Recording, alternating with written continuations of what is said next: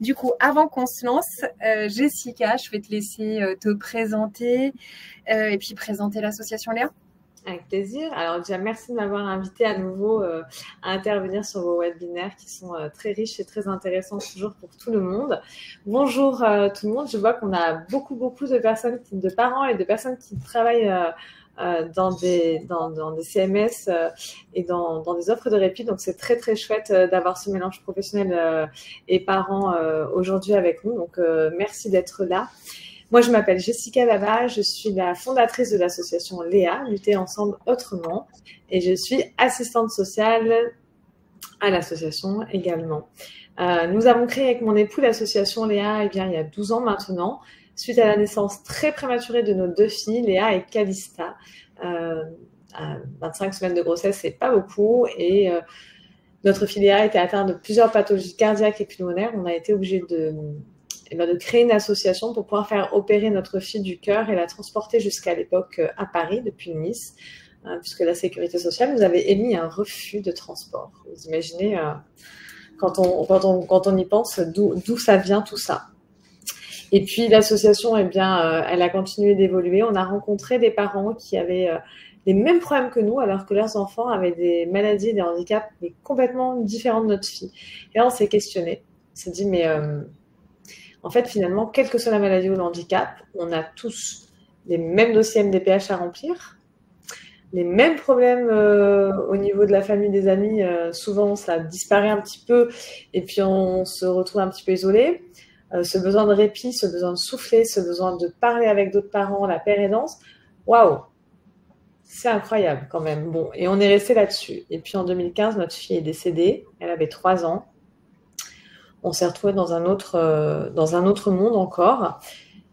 Elle a laissé derrière elle une sœur jumelle qui est en situation elle aussi de handicap. Donc on s'est dit, il faut trouver un moyen de... Alors, on ne va pas dire relativiser, le mot est faux, mais un moyen de trouver une compensation à ce chagrin et en faire quelque chose avec tout ce chagrin. Et bien, ce quelque chose, c'est l'association Léa, Lutter ensemble autrement, avec laquelle on accompagne donc les parents qui ont un enfant malade ou en situation de handicap. On les accompagne comment? Avec toute l'aide administrative possible, tous les dossiers MDPH, CAF, AJPP et j'en passe. L'accès au répit, aux sorties famille, l'accès à du matériel spécialisé avec le service Handipré que nous avons créé. Et bien sûr, tout ce qui est accompagnement des parents endeuillés par la perte de leur enfant. Voilà pour la genèse de l'association Léa. Super. Merci Jessica. Avec plaisir. On commence. Eh ben, on y va. On peut commencer comme ça. Alors, ce que je vais commencer à vous dire, c'est que ce dont je vais vous parler, ça peut être accessible aussi via une formation pour les personnes qui sont, pour les parents, ils peuvent aussi, mais pour les personnes qui sont intéressées pour aller un petit peu plus loin pendant un peu plus longtemps, on a développé une formation sur le sujet pour les personnes sociales. Donc, si jamais vous trouvez qu'on ne va pas assez loin ou qu'on n'a pas assez de temps, n'hésitez pas à revenir vers Marguerite ou moi sans problème. La première chose que je peux dire, c'est que lorsqu'on découvre la maladie ou le handicap de son enfant, on aurait tendance à aller vers un arrêt maladie. Ça, c'est ce que les parents et les médecins font régulièrement comme erreur. Alors, c'est une erreur qui part d'un bon sentiment, certes, hein, mais c'est régulièrement un problème parce qu'il y a des employeurs qui se fâchent un petit peu et qui font des déclarations à la CPAM qui font que vous êtes régulièrement obligé de rembourser et de prouver que vous êtes bien malade. Or, quand c'est notre enfant qui est malade, c'est pas forcément le parent, même si, in fine, quand notre enfant est malade et qu'on découvre la maladie ou le handicap, on pourrait très bien dire eh bien, je suis en dépression, j'ai découvert le handicap de mon enfant, ça serait tout à fait justifiable. Mais c'est quelque chose que je déconseille. Je vous conseille en priorité de commencer par un AJPP, enfin une AJPP, allocation journalière de présence parentale. Cette allocation, elle est... n'hésite pas à m'interrompre, Marguerite. Cette allocation d'AJPP, alors, vous pouvez en faire la demande auprès de la CAF. vous avez le droit à 310 jours sur 3 ans. Vous pouvez faire une demande de renouvellement exceptionnel sur ces mêmes 3 ans, c'est-à-dire bénéficier de 620 jours sur 3 ans pour la même pathologie. J'explique. La CAF, quand vous faites une demande d'AJPP, vous devez écrire une seule pathologie. Évitez d'écrire plusieurs pathologies parce que une pathologie va vous ouvrir 3 ans de droit. Si vous écrivez « Mon enfant, il est TDAH, dyslexique, diabétique et a des troubles de l'oralité sur le même dossier », si demain vous n'avez plus d'AJPP, vous avez besoin de rouvrir de l'AJPP, ils vont vous dire « Mais madame, vous avez déjà ouvert un dossier pour le TDAH, vous ne pouvez pas l'utiliser. » Donc, un dossier, une pathologie. Il faut que cette pathologie, elle oblige le parent à réduire son activité, bien entendu, mais il faut qu'il y ait des soins contraignants. Si c'est aller une fois par semaine chez l'orthophoniste et que l'enfant est scolarisé vers la cantine au périscolaire, ça ne peut pas fonctionner. L'AJPP doit être considérée comme une aide qui n'est pas pérenne. C'est le début de quelque chose. On va rechercher, on va commencer à faire un dossier MDPH. On peut commencer à réduire son activité professionnelle via l'AJPP, mais ça ne doit pas devenir une habitude. Ce n'est pas une aide qui est censée durer sur 5 ans, 10 ans. Je viens de voir une question. En effet, ce n'est pas cumulable avec le complément de l'AEH. Néanmoins, c'est cumulable avec l'AEH de base. L'AEH de base, il est aux environs de 140 €. Alors, on a travaillé avec Paul Christophe sur un texte il y a quelques années, puisque l'AJPP était dans les 900 € par mois. Maintenant, il est indexé sur le tarif du SMIC. Donc, quand le SMIC change et évolue tous les ans au 1er janvier, enfin, presque tous les ans, le tarif de l'AJPP augmente en même temps. Donc, on sait qu'il ne pourra pas diminuer. Ça, c'est la bonne nouvelle. La chose sur laquelle on travaille en ce moment, c'est le fait d'avoir une AEH qui puisse être un équivalent également à un SMIC, parce que la CNSA a fait des tableaux de complément d'AJPP qui sont pas du tout, qui collent pas à la vie actuelle. Un parent qui réduit 100% de son activité professionnelle pour s'occuper de son enfant a le droit à un complément 4, c'est-à-dire 709 € par mois, je crois, si je dis pas d'ânerie sur le montant exact. Je les ai plus tous de tête, mais un complément 4, voilà, 602 €, je rajoute 140, voilà, 742 € par mois. Ça, c'est les compléments, vous les retrouvez dans le guide, je vous en parlerai tout à l'heure. Donc, in fine, forcément, quand on voit la JPP à 1200 et des brouettes et les 700 € d'AEH, on aurait plutôt tendance à dire, en fait, moi, je vais demander la JPP, je vais même essayer de tricher pour avoir la JPP plus longtemps, et c'est normal, ça se comprend complètement parce que 700 €, c'est en dessous du seuil de pauvreté. On ne peut pas vivre avec 700 € et en général, en plus, quand on est parent d'un enfant en situation de handicap, on a des frais qui sont inhérents au handicap et on est très loin de rentrer dans nos frais avec ces 700 €, hein, clairement. Donc, quand on ne peut plus bénéficier de la JPP, pendant qu'on bénéficie de la JPP, on peut faire un dossier à la MDPH. Quand on fait son dossier à la MDPH, il faut éviter de signaler que vous êtes en AJPP. Parce qu'ils me disent, mais cette personne est en AJPP, elle nous redemandera quand son AJPP sera fini et le dossier passe un petit peu, il est un petit peu moins bien évalué qu'un autre dossier. Donc ça, c'est mon conseil d'assistante sociale qui fait des dizaines de dossiers par semaine. Évitez de dire que vous êtes en AJPP quand vous faites votre dossier MDPH. Quoi qu'il en soit, à la MDPH, vous pouvez avoir 2 types d'aides. L'AEH, allocation d'éducation de l'enfant handicapé, ou la PCH, aide humaine. La PCH, c'est prestation de compensation du handicap. Dans les 2 cas, donc vous devez faire un dossier MDPH. Pour ça, n'hésitez pas à venir vers nous. On est les spécialistes du dossier MDPH pédiatrique en France. Donc, vous pouvez vous adresser à nous sans problème. Mais ce que vous devez savoir, en tant que parent, en tant que professionnel, c'est que les 2 prestations, que ce soit la PCH ou la EH, ne sont pas cumulables au niveau de l'aidant familial, hein, je précise, l'aidant familial. Ensuite, au niveau de la EH, il y a 6 compléments. ces compléments sont majorés en fonction de si vous êtes, enfin, si le parent est parent isolé ou pas. Il y a des majorations plus ou moins importantes et il y a un barème de la CNSA que vous pouvez consulter facilement sur Internet ou sur notre formation même. Ce barème, il explique en fonction du montant des frais, du temps de réduction de temps de travail du parent, on n'a pas les mêmes droits aux compléments. On n'a pas les mêmes compléments. Donc, ça va de complément 1 à complément 6 au niveau de l'AEH. Dans ces compléments, vous pouvez demander donc la réduction du temps de travail. Vous pouvez demander les frais également. Bien entendu, quand on demande des frais ou qu'on parle de réduction de travail, il faut pouvoir le justifier. C'est très important de donner votre contrat de travail ou également un avenant ou un justificatif de la part de votre comptable si vous êtes à votre compte. Parce qu'il y a beaucoup de personnes, quand on est à son compte, on a souvent ce problème de dire « mais moi, je n'ai pas de salaire, comment je justifie que mon chiffre d'affaires a diminué ?» Votre comptable peut vous faire une attestation pour dire que le chiffre d'affaires 2023 et le chiffre d'affaires 2022, il y a eu une diminution de tant de pourcents. Ça justifie le fait que vous travaillez moins pour vous occuper de votre enfant, par exemple. Quoi vous dire d'autre? Sur j'ai vu une question tout à l'heure. Sur l'AEH, non, je me trompe. Non, oui, j'ai déjà répondu. J'allais dire, je rebondis là-dessus. Ensuite, il existe la PCH. La PCH, c'est un tarif horaire. Alors, jusqu'à il y a quelques années, la PCH était imposable.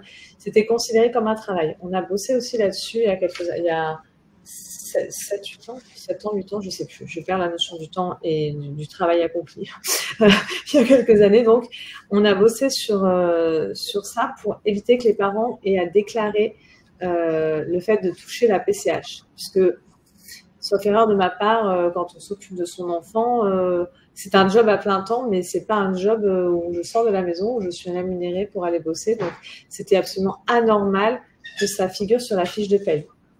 Et donc, les nouveaux tarifs, parce que ça a changé il y a très peu de temps, lorsque vous êtes en activité professionnelle et que vous avez des heures de PCH, elles sont à 4,50 €. Et lorsque vous avez cessé votre activité professionnelle, c'est 6,75 €. Donc, je m'explique. Quand vous allez faire un dossier MDPH et que vous allez demander la différence entre l'AEH et la PCH, on va vous envoyer quelqu'un à la maison qui va venir faire une visite et qui va dire, voilà, combien de temps vous mettez pour la douche, combien de temps vous mettez, qu'est-ce que vous faites, comment, pourquoi, et il va dire, il va faire une évaluation, il va dire, voilà, 17 minutes pour la douche, 12 minutes 30 pour le pipi, 4 minutes 42 pour le caca, vraiment, hein, je vous le livre comme ça arrive régulièrement. Et une fois qu'il a dit ça, on va dire, voilà, ça va faire 4h12 par jour quand l'enfant ne va pas à l'école et 3h52 quand l'enfant va à l'école. Et de là, ils vont dire, vous ne travaillez pas, vous avez droit à 6,75 € de l'heure. Donc, ils vont faire un calcul sur les jours. Il y a 122 jours d'école de mémoire, 122 jours de prise en charge sur toute l'année, 122, 144, je ne sais plus, un chiffre dans ces eaux-là. Ça fait tant par an, divisé, ça fait tant par mois, etc. Bon, souvent, ils oublient que lorsqu'on a un enfant qui a un handicap un peu lourd, si demain, on devait se casser les 2 jambes en tant que parent et laisser notre enfant à un prestataire, eh bien, c'est pas 3h12, c'est 24 heures à 21 € de l'heure. Et donc, ça ferait vraiment très mal. Si les aidants devaient être payés à leur juste valeur et à leur juste heures de travail, je pense que la France ferait banqueroute directement. Retour à la case départ, banqueroute pour tout le monde. Donc, c'est important de ne pas hésiter à dire que vous n'êtes pas d'accord. Vraiment. Et la PCH, sinon, il n'y a pas de 5-6 ans. La PCH, vous n'avez pas le droit en fonction de l'âge. Ça, c'est quelque chose qui est prétexté par certaines MDPH pour se décharger des dossiers pour les jeunes enfants. En fait, la PCH, même l'AEH, j'ai envie de dire, on doit prendre un enfant du même âge, neurotypique, enfin sans handicap, et un enfant avec handicap. Et là, vous allez vous dire, un bébé de 3 mois, il a besoin de son parent H24 parce qu'il n'est pas autonome. Il ne peut rien faire tout seul, mais c'est normal. Un bébé de 3 mois en situation de handicap, c'est la même chose. Mais un bébé de 3 ans, allez, 2 ans et demi. Un bébé de 2 ans et demi, il parle, il commence à aller aux toilettes, il mange tout seul, il boit tout seul, il se retourne dans son lit tout seul, il va, il vient, il peut descendre, s'asseoir. Un enfant handicapé à 2-3 ans, on va dire avec un polyhandicap. Allons, parlons de polyhandicap. Ben, il mange pas tout seul, il mange par la sonde de gastrostomie, il n'est pas capable de s'asseoir, ni de fermer son siège-coque, encore moins de se mettre tout seul la couche pour pouvoir faire pipi caca, encore moins capable de se laver tout seul. Donc, il faut vraiment pas regarder l'âge à partir de 2-3 ans, il faut regarder les besoins de compensation. C'est complètement différent. Et surtout, dans le cadre de la PCH, on ne parle pas de besoin de compensation directe, on parle de difficultés graves ou de difficultés absolues. Un enfant polyhandicapé, par exemple, il va avoir une difficulté absolue pour marcher, se déplacer. Ça va être dans les difficultés absolues. Il va avoir une difficulté absolue pour se nourrir. Il est nourri par une sonde de gastrostomie, par exemple. Il va avoir une difficulté absolue pour la communication. Il ne parle pas.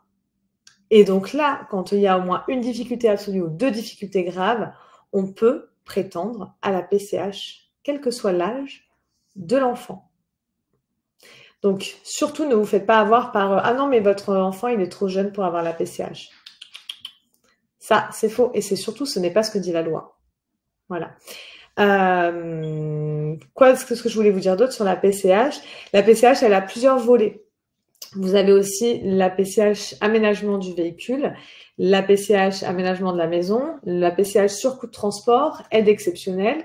Donc, aide exceptionnelle, ça peut comprendre des charges exceptionnelles comme par exemple les couches. Ça peut comprendre les séances d'ergothérapie.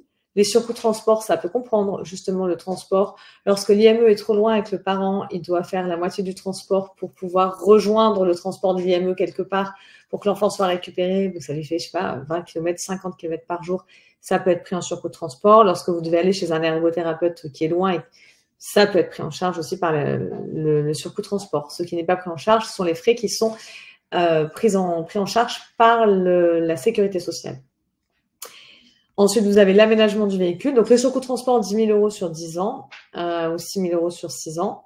Ils vont aller par 1 000 € par an à peu près, même si c'est très loin de la réalité pour certains. Vous avez également donc aménagement véhicule, aménagement de la maison. Je répète une autre chose sur la PCH, c'est que l'aménagement du véhicule, c'est le fait de mettre du matériel dans un véhicule et de le transformer et pas de l'acheter. La MDPH ne paiera pas l'achat du véhicule, paiera l'aménagement. Dans la maison, c'est un petit peu la même chose. Surtout, on envoie toujours des devis et on n'envoie pas de facture. Il y a aussi la PCH aide humaine. Donc, vous avez 2 possibilités. L'embauche d'un tiers. Donc, c'est quelqu'un que vous allez embaucher vous. Vous allez être son employeur, donc il faut penser qu'il y a la possibilité d'avoir des prud'hommes, qu'il faut donner des congés, qu'il faut payer la personne même quand elle est en congé payé, parce que ce qu'on appelle en France les congés payés, ben voilà. Et vous avez également la possibilité d'avoir un prestataire. Donc un prestataire, c'est une association d'aide à domicile. Et je vois quelqu'un dit, et si la PCH m'a aidé dans l'achat du véhicule, ben, vous avez de la chance, mais sachez que c'est pas légal et qu'elle pourrait vous réclamer de rembourser. Donc ne le criez pas trop sur les toits. Je pense que peut-être que la personne qui a fait votre dossier a mis un devis d'aménagement ou bien le véhicule était aménagé et ils ont tourné les choses d'une façon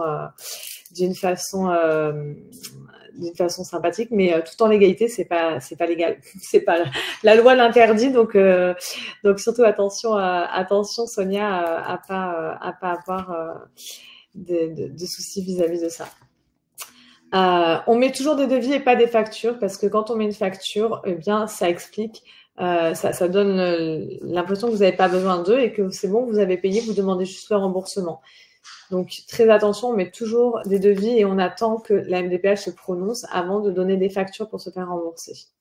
Alors, je pense qu'on va prendre des questions parce que j'ai vu, Marguerite, il y a énormément de questions. Du coup, avant que je continue. Juste pour aller plus loin sur ce sujet-là de devis facture, Jessica, est-ce que du coup, ce que tu dis, c'est qu'il faut attendre d'avoir le retour de la MDPH pour vraiment enclencher les frais, si on en a la capacité, hein, je dis bien, ou il faut vraiment attendre d'avoir le retour pour éviter tout souci? On peut toujours, on envoie les devis et on peut ensuite procéder à l'achat sur certains matériels, notamment un fauteuil roulant, ce genre de choses. En revanche, pour tout ce qui est aménagement du logement et même du véhicule, je le déconseille. Tout simplement parce que régulièrement, les MDPH, ils envoient leur ergothérapeute à la rencontre de la famille, ils viennent à la maison, regardent la salle de bain, donner des idées, ils prennent les devis, ils prennent les plans, ils comparent, parce qu'en général, on donne au moins 2 devis. Bon, il peut y avoir des demandes de la MDPH en amont pour tout ce qui est aménagement. Donc, on évite de faire les travaux à la maison avant d'avoir la visite de l'ergo et le go de la MDPH. C'est toujours mieux si on veut pouvoir bénéficier d'une aide. Ça marche, merci. Et avec plaisir, Sonia, pour en reparler.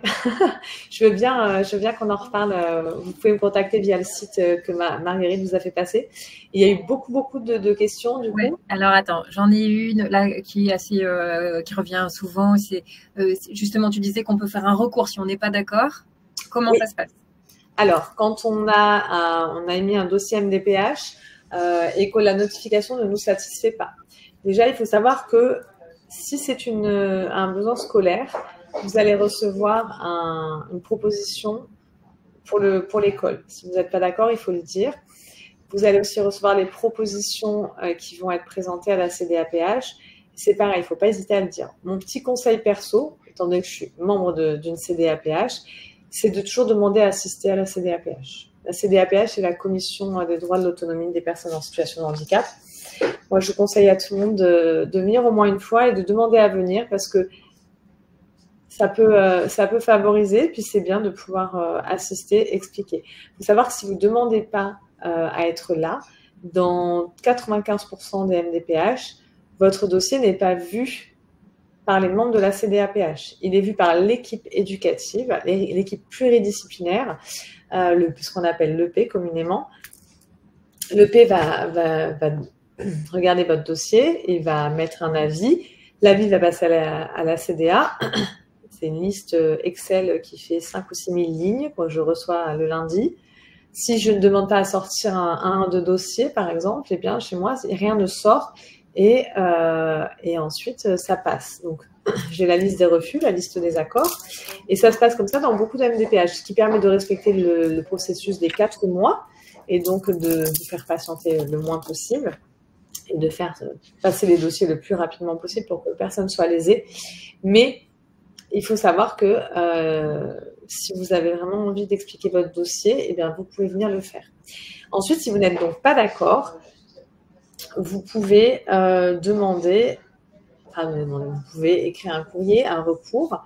Pareil, vous pouvez trouver tous ces documents qui sont déjà pré-remplis sur notre site internet. Alors, vous n'avez qu'à les télécharger, mettre votre nom, votre prénom, ça va très vite. Et c'est très simple, avec les articles de loi, etc., visés par notre avocate, bien sûr. Vous pouvez donc faire un recours amiable dans les 2 mois qui suivent la notification de vos droits.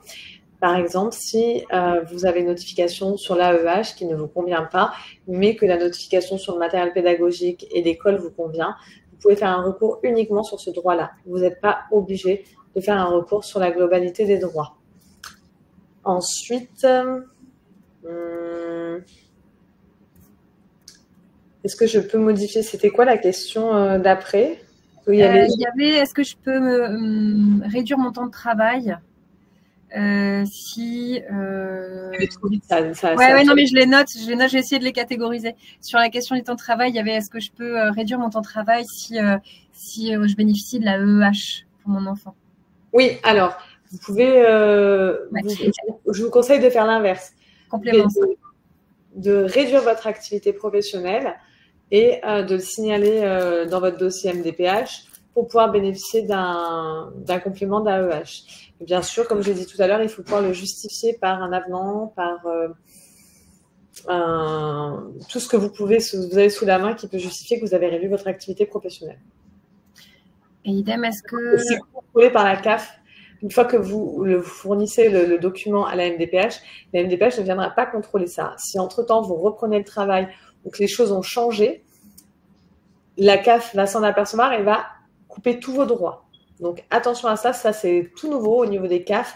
Ça se fait de plus en plus. On a plusieurs appels par jour de ce côté-là.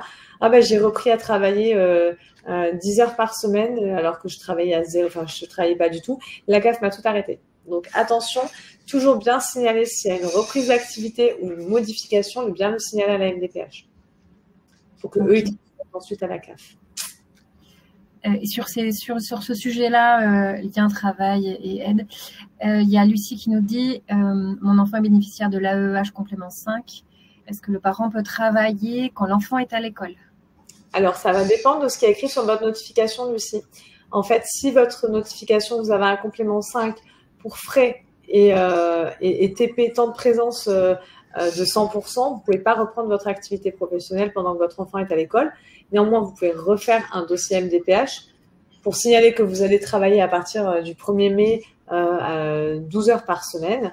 Et ainsi, le dossier repassera en commission et on changera votre complément. Il faut toujours regarder pourquoi on vous a donné un complément. C'est écrit sur vos notifications, donc c'est important de toujours avoir ça à l'esprit. Parce que peut-être que vous avez un complément 5 pour frais et pour une réduction de temps de travail de 50%.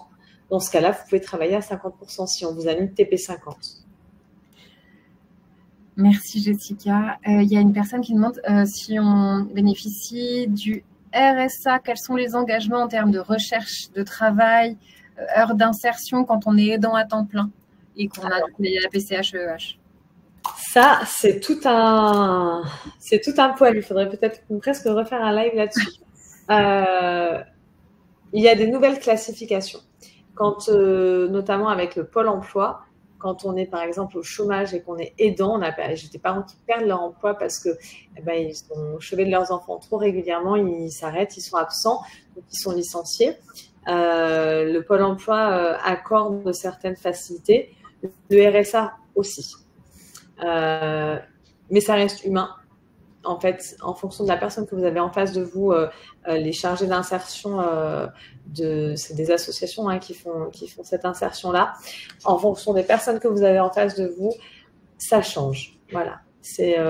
Faut expliquer la situation, montrer les notifications et essayer d'aménager la possibilité de faire des recherches d'emploi ou pas. Voilà, tout simplement. Et toujours expliquer et être honnête avec les gens qu'on a en face de nous. Et si on voit que ça passe pas, peut-être demander à changer de conseiller en insertion.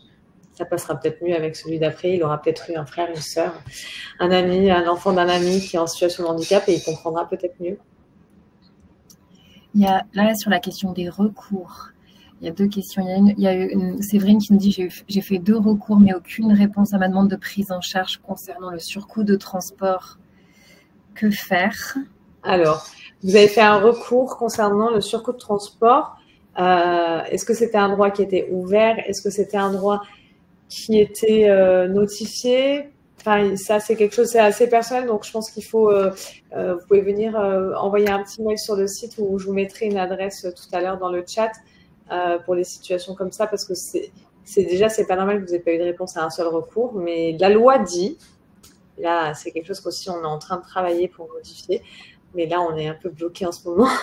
La loi dit que si la MDPH ne vous répond pas sous 4 mois, elle peut très bien ne pas avoir à vous répondre.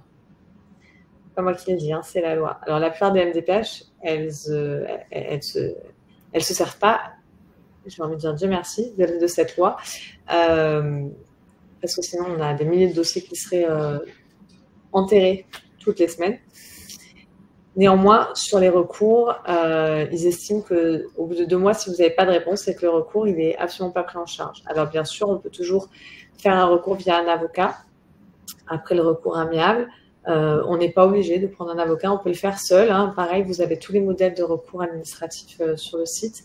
Mais moi, j'aurais tendance à dire que lorsque on n'est pas satisfait et qu'on n'est pas sûr que le dossier était assez bon, assez pertinent, rien n'empêche de faire un dossier, de refaire un dossier en parallèle du recours pour mettre toutes les chances de son côté.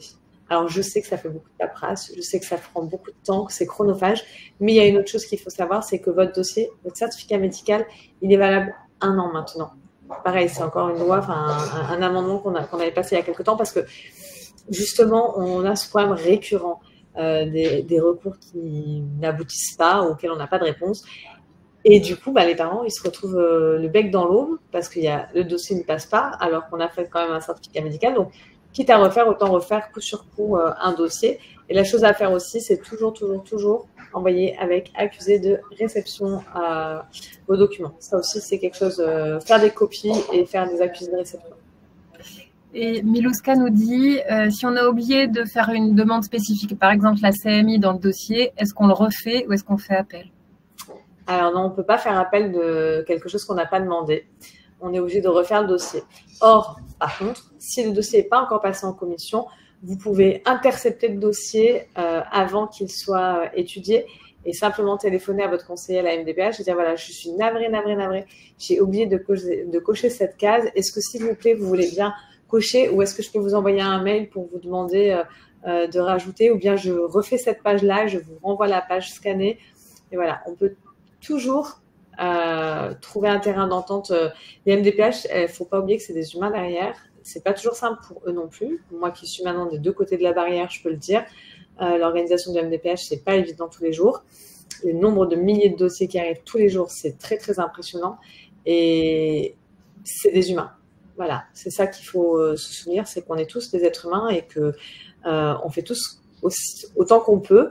Sauf que les institutions, elles ont des fois plus de mal que nous parce qu'elles sont régies par plus de règles, plus de process, plus de, ce qui fait que ça donne beaucoup de difficultés aux personnes qui aimeraient faire plus et qui sont limitées par des procédures et des choses comme ça.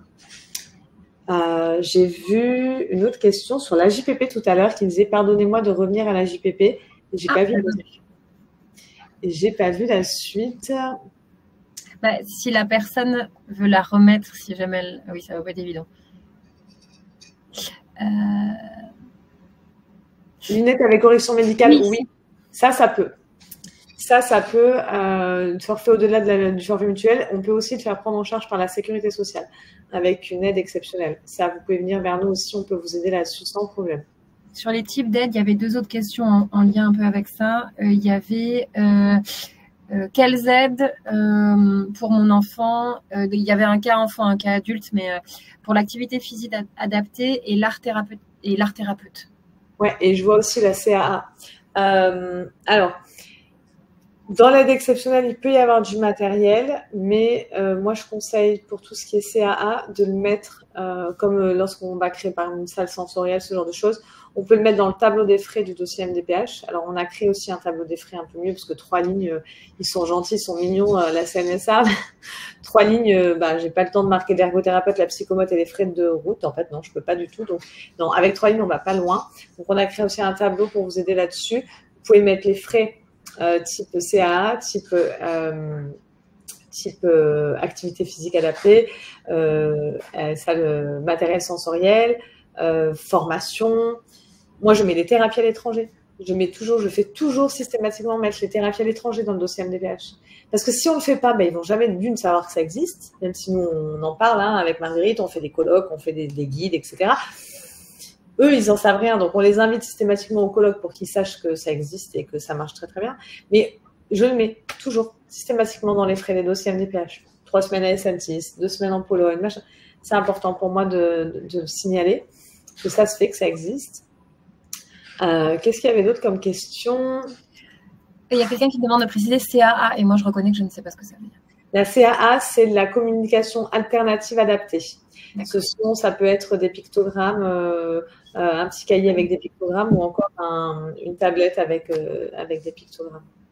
Il y a une personne juste sur ces types de dépenses qu'on peut avoir pour les vacances adaptées qui disait qu'elle a eu droit à une enveloppe sur 3 ans pour ses enfants et qu'au bout de 2 ans, cette enveloppe a été dépensée. Est-ce qu'elle peut aller... On n'a pas de recours là-dessus, malheureusement. C'est encore... Mais est-ce qu'il y a d'autres aides qu'elle peut activer? La demande d'aide exceptionnelle de la CPM, la demande d'aide exceptionnelle de la CAF. On peut activer la demande d'aide exceptionnelle de votre mutuelle, de caisse de retraite. Exact, tu me l'as enlevé de la bouche, de vos caisses de retraite, de vos mutuelles. Donc CAF, CPM, caisse de retraite mutuelle, MSA si jamais vous êtes à la MSA. Ensuite, on peut aussi... moi, je suis assistante sociale, donc je sais aller gratter partout, il faut gratter, mais il y a aussi d'autres moyens en fonction des pathologies de l'enfant, en fonction du pourquoi, du comment, de l'employeur, du parent. Il y a plein de choses, mais ça encore, c'est pareil, c'est une situation personnelle. N'hésitez pas. Vous avez un numéro vert à la sauce que vous avez sur notre page et vous appelez au numéro vert, on vous donne un rendez-vous et on rentre dans le vif de sujet de vos sujets personnels, sans problème. Oui, Emmanuel, la visio, dès qu'on aura fini le webinaire, elle sera réaccessible. Donc, je m'excuse, il y a une question intéressante d'une personne, Christine, qui explique qu'elle va devoir licencier son emploi direct. Et elle doit payer la prime de licenciement, les congés payés, le solde de tout compte et les frais auxquels elle n'avait pas pensé. C'est pour ça que j'ai toujours, attention, ça coûte beaucoup plus cher, on va dire, d'avoir un prestataire. Mais lorsqu'on a un prestataire, il faut savoir que, d'une part, vous n'êtes pas obligé de le payer vous. Il peut être quand il est bien référencé dans le département, il peut être en direct avec le département. Donc, l'argent va du département au prestataire sans passer par la case parent. Ça, c'est quand même plus agréable de se dire, malheur, je suis à découvert de 400 €, ils vont me payer 900 € pour le prestataire, il va falloir que je ressorte 900 €. Il n'y a plus de compte d'apothicaire. Et surtout, si demain, le salarié, il n'est pas là, il est en vacances, ou quoi que ce soit, vous n'avez pas à vous soucier de ça. Vous devez changer de salarié, quoi que ce soit, aucun problème, ce n'est pas votre responsabilité, c'est celle du prestataire. Donc, c'est vrai que c'est quand même, à mon sens, quelque chose de bien plus simple. Est-ce qu'un dossier MDPH peut être révisé en fonction de l'évolution de la maladie? Alors, votre dossier MDPH, Attends, excusez-moi, vous pouvez fermer la porte, les filles, s'il vous plaît? On papote, on a beaucoup de monde dans le bureau, je pense que ça s'entend un peu. Merci. Et on a beaucoup d'allées venues, on a beaucoup de familles qui arrivent, qui partent souvent. Ce qu'il faut savoir, c'est pas la maladie. La maladie d'un enfant, la maladie d'un adulte, soit adulte ou enfant, la dossier MDPH n'est pas là pour compenser la maladie. On n'a même pas besoin d'avoir un diagnostic en vrai. Tout le monde me dit, mais moi, j'ai pas de diagnostic pour mon enfant, est-ce que je peux quand même faire un dossier? Ce n'est pas le diagnostic ou l'évolution de la maladie qui fait le dossier MDPH. C'est le besoin de compensation du handicap. Et ça, votre enfant, elle a une maladie, une myopathie qui est évolutive. Donc, forcément, son besoin de compensation évolue. Demain, un enfant qui a une myopathie, qui marchait, qui va commencer à être privé de la marche, eh ben, ses besoins vont changer. Vos besoins à vous en tant qu'aidant vont changer aussi. Donc, c'est toujours sur ces besoins de compensation-là que vous devez miser pour parler dans votre dossier MDPH. Parlez autonomie dans votre projet de vie. Parlez difficultés absolues. Parlez difficultés graves. Il faut vraiment essayer d'utiliser les mots qui vont impacter la personne qui va lire votre dossier. Et la personne qui va lire votre dossier, c'est un professionnel du social qui est là pour estimer un besoin de compensation. Donc, si vous lui parlez dans son langage, il va mieux comprendre ce que vous lui dites et ça sera plus facile d'avoir des bonnes réponses. Voilà. Ça, on Il y a une dame qui nous dit qu'elle a 2 enfants en situation de handicap. Elle se pose la question entre la PCH ou l'AEH plus complément. Est-ce que c'est quelque chose auquel on... Oui, alors, il faut d'abord que votre MDPH, elle vous donne comment on appelle ça, le droit d'option. C'est un droit d'option. Elle va venir, ce que je disais tout à l'heure, elle va venir chez vous, elle va dire la personne de la MDPH, voilà, vous avez droit à 4 heures par jour ou vous avez droit à l'AEH plus tel complément. Donc, en fonction de ça, c'est là où vous allez commencer à vous questionner sur qu'est-ce que je vais utiliser, qu'est-ce qui est mieux pour moi. C'est pareil, si vous voulez, si vous avez une notification et que vous voulez qu'on en discute, n'hésitez pas à nous faire un petit mot ou à nous appeler sur la permanence. On se fera un plaisir de vous aider de façon personnelle. Mais quoi qu'il en soit, l'AEH, elle est cumulable avec certains volets de la PCH, mais l'AEH et la PCH ne sont pas cumulables. De même que si vous avez 2 enfants, vous êtes l'aidant de 2 enfants, vous ne pouvez pas cumuler 100% d'arrêt de travail pour l'un et 100% d'arrêt de travail pour l'autre. Vous ne pouvez pas avoir 200% d'arrêt de travail. À tes souhaits.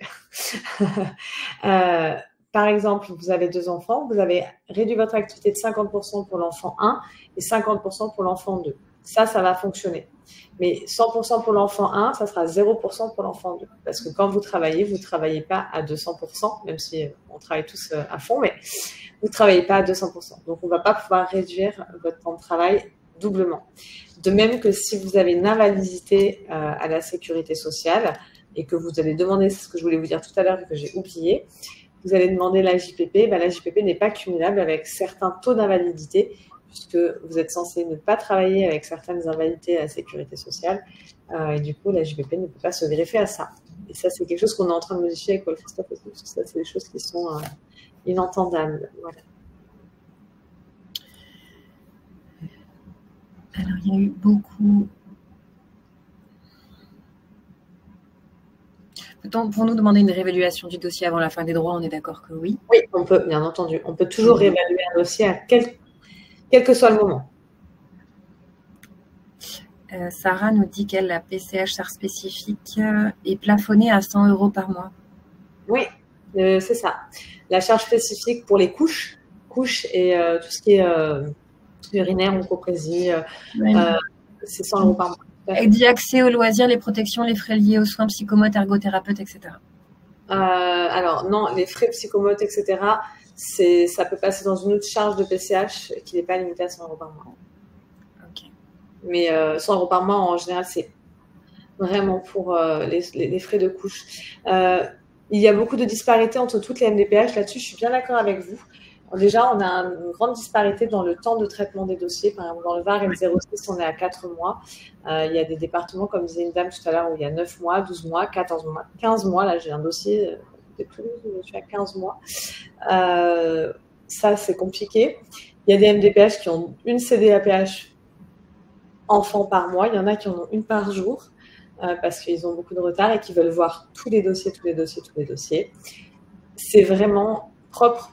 Encore une fois, c'est de l'humain, c'est propre à chacun.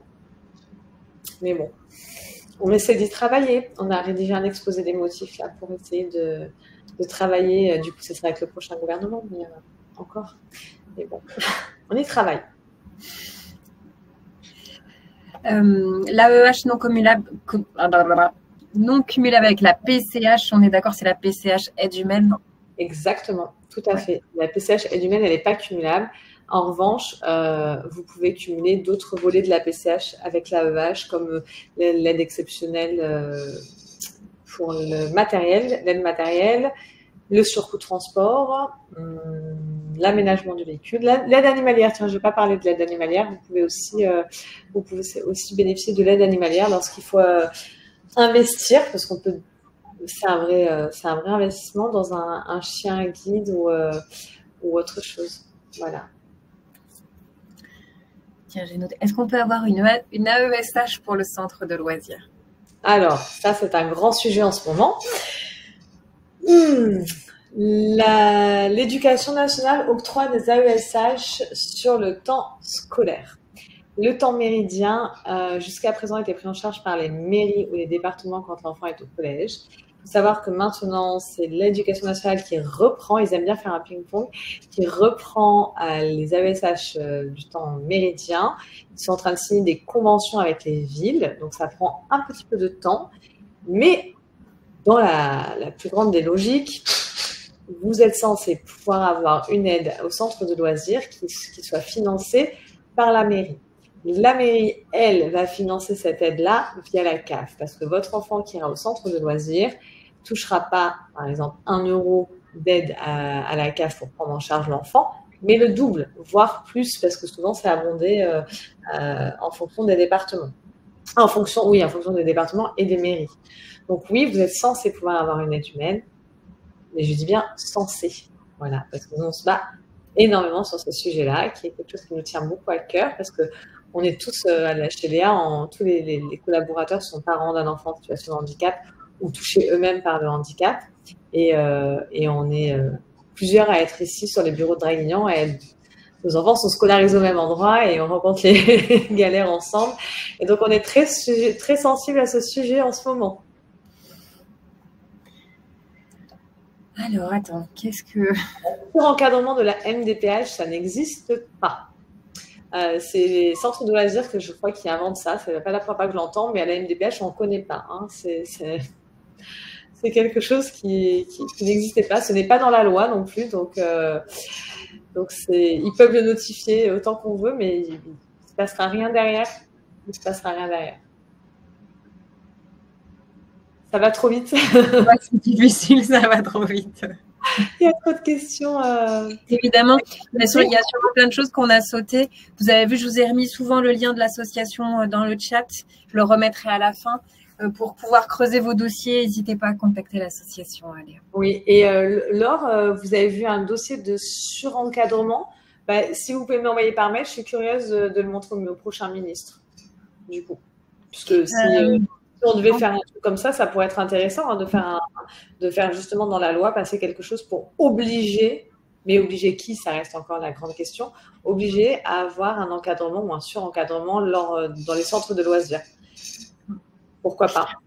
Alors, je parle de l'association Léa, dont Jessica est directrice et qui accompagne des familles pour les dossiers, les situations de leurs enfants.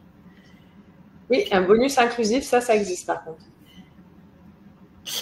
Pouvez-vous nous expliquer quelles sont les conditions pour déclarer un enfant en situation de handicap aux impôts? Je l'ai vu passer. Oui, alors, le guide, parce que vous voyez, je n'ai pas tout dans ma tête, j'ai beaucoup de choses. Je les écris sur un guide. Les impôts, page 52, je vous donne exactement le numéro du CERFA. Vous devez vous munir de la carte. Alors déjà, il faut avoir une carte mobilité inclusion. Donc, c'est forcément plus de 80% de handicap.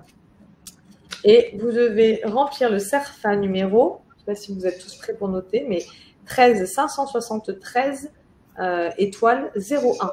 Vous pouvez le télécharger sur le site de l'association si vous voulez. Donc ça, c'est pour votre taxe d'habitation. Enfin, là où si vous avez encore une taxe d'habitation. Ah ben voilà, bien vu de le noter. Ensuite, lorsque vous voulez déclarer votre enfant sur vos impôts sur le revenu, vous avez la case qui est bien spécifique où vous déclarez une personne, un enfant en situation de handicap et vous pouvez joindre la copie de la CMI directement avec les documents à la fin quand vous avez terminé de faire votre déclaration. On vous demande si vous avez des choses à rajouter, des choses à transmettre, vous pouvez le mettre à ce moment-là. Alors, le guide, vous pouvez le commander sur le site internet directement. Et je vous ai mis le lien, là. Là, c'est le lien pour le consulter en ligne. Ouais, alors je vais même aller juste au-dessus, vous allez voir les différents guides. Voilà, je vous mets le lien avec tous les guides. Super, merci. Il y avait une autre question entre-temps que j'ai vu passer. Oui, le taux minimum de handicap, c'est 80% pour les impôts. Et ça aussi, c'est quelque chose qu'on est en train d'essayer de changer. En fait, là où il y a un petit souci, c'est que 80%, ça veut tout dire et ça veut rien dire. Il y a des enfants qui ont un 80% et qui vont à l'école, qui vont au centre médico-social, qui ont une vie sociale, une vie active. Et vous avez des enfants qui ont un taux de 50 à 79 et qui, eux, n'ont pas les mêmes...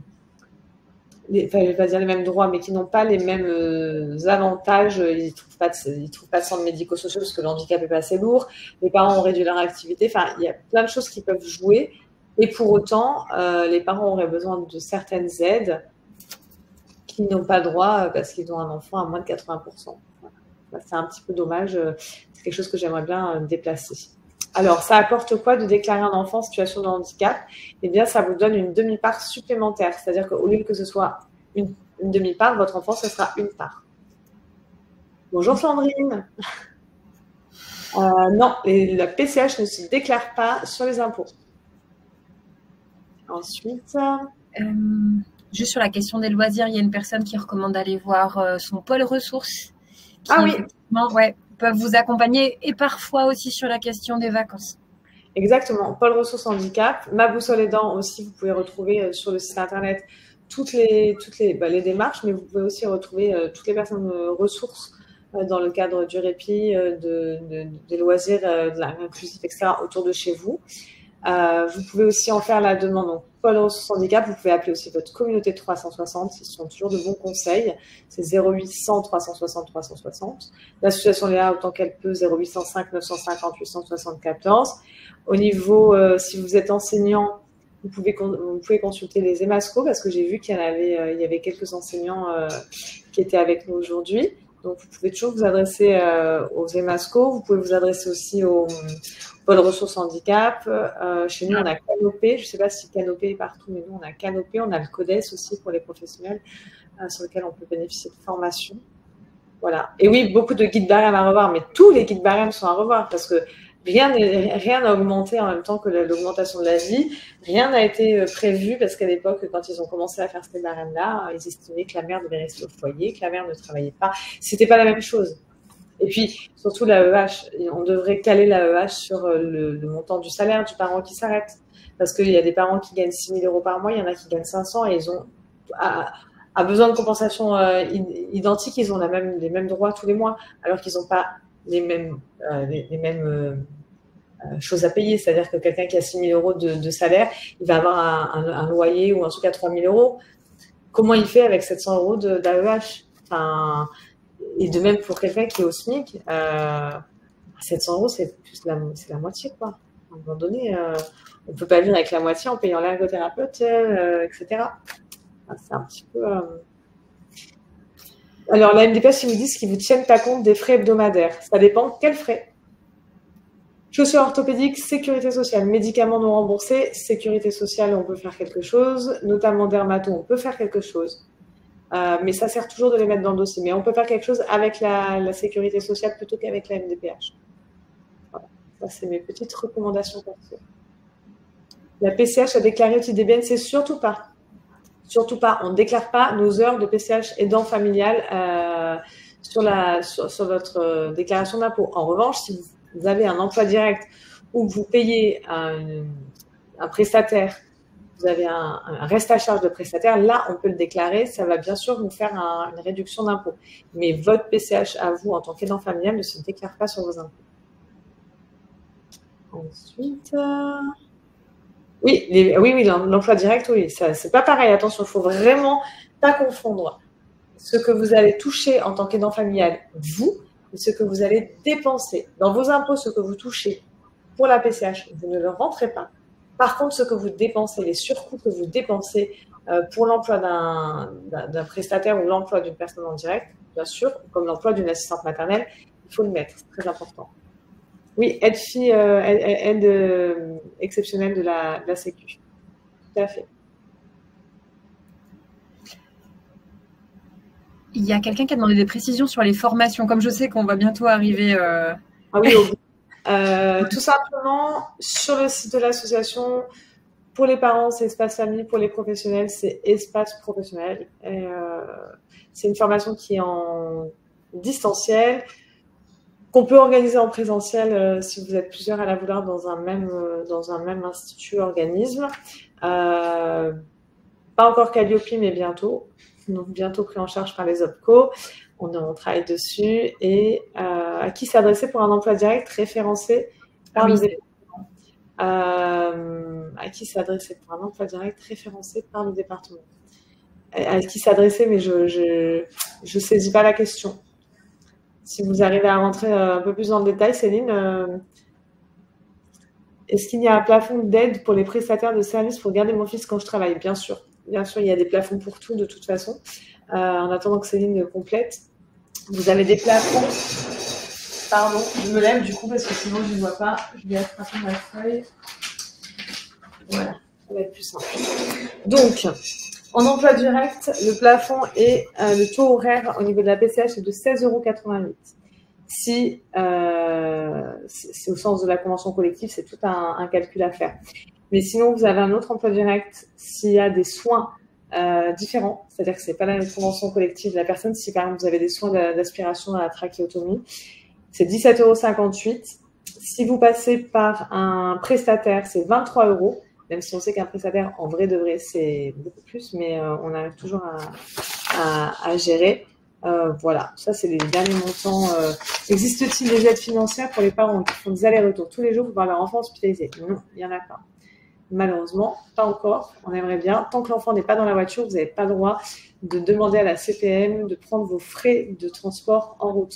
Or, on peut quand même demander un surcoût de transport à la MDPH, mais pas sûr que ça passe. Après, on peut faire des aides financières individuelles. On peut toujours essayer. Moi, je tente toujours.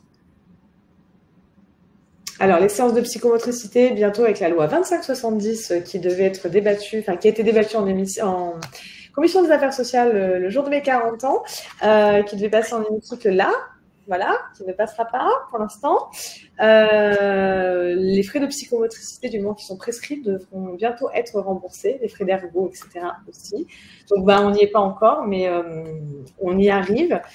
Néanmoins, s'il n'y a pas de place dans le CAMS, ils peuvent toujours vous prendre et vous faire une convention avec un psychomote en dehors du CAMS. Ça peut encore se faire. Sinon, je vous conseille, en fonction de l'âge de l'enfant et du diagnostic, de passer aussi par la PCO, prestation, orientation, plateforme de coordination et d'orientation. Je sais qu'on arrive à la fin et dois-je déclarer, ça va trop vite, dois-je déclarer aux impôts l'éducation spécialisée, sachant que 50% sont pris en charge? Bien sûr, que tout ce que vous payez et qui n'est pas pris en charge, vous pouvez le mettre au niveau de l'emploi dans les impôts. J'essaye de vous mettre différentes. Il y a une personne qui a posé des questions sur le répit, mais on n'a pas eu le temps de l'aborder. Je vous mets le guide qu'on a fait, nous, sur le répit en complément. La PCO, elle est cumulable avec la vache. C'est la PCH qui n'est pas cumulable. La PCO, c'est vous donner la possibilité à votre enfant jusqu'à 12 ans révolus de bénéficier d'une prise en charge dans le cadre des troubles du neurodéveloppement, autisme, TDA, TDAH, 10, etc. Donc, d'un diagnostic, d'un bilan, deux bilans et ensuite de prise en charge pendant 12 à 18 mois. Et pendant ce temps-là, on est censé faire votre salle de tâche. Voilà. Ah, t'en as eu un petit bug de micro, Jessica. Ah, pardon. C'est bon, c'est bon. Ouais, ok. Ok. Bon, il est 13h30. 14h30. Oui, pardon, 14h. Il est 30. Oui, c'est déjà fini. C'est passé très vite. C'est passé super vite. Je sais qu'on n'a pas pu répondre à toutes les questions. J'en suis navrée. Voilà. Guide, vous pouvez les commander pour les professionnels. Vous pouvez les commander par carton et les mettre dans vos salles d'attente et vous en servir. Pour ceux qui ont envie de créer du lien et du partenariat, on a des antennes dans toute la France. N'hésitez pas à nous contacter. Et pour les parents, on a une permanence téléphonique. Je vais vous mettre le numéro d'ailleurs en bas, comme ça vous l'avez, 0805 950 874. C'est un numéro vert gratuit. Vous pouvez nous joindre tous là-dessus. N'hésitez vraiment pas. On est à votre dispo. J'arrive pas à le copier. Oui, j'arrive pas à le copier-coller, mais il est en bas de la page de l'association Léa, vous le retrouverez. Et n'hésitez pas à nous contacter, que ce soit Ma Boussole Aidant ou l'association Léa. On se fera un plaisir de répondre à vos questions et un grand merci pour votre participation. Et Jessica, vraiment, merci pour toutes ces ressources. Avec grand plaisir. Merci à toutes et à tous. Et puis, quand vous voulez, n'hésitez pas. On est là pour vous.